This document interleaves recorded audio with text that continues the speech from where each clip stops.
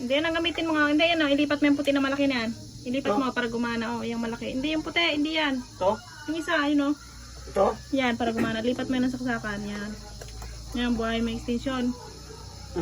Buhay may extension. Ito? Gumana hindi. Wala.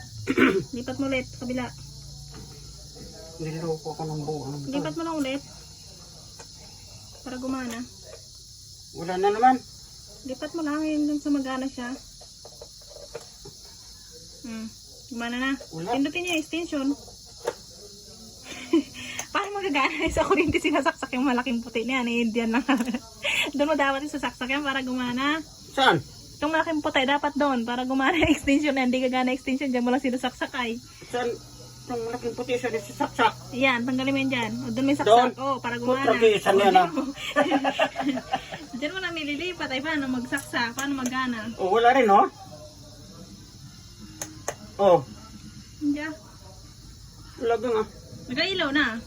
Ayun o, may ilaw na o. Ay oo. Diba? O, nagagana na.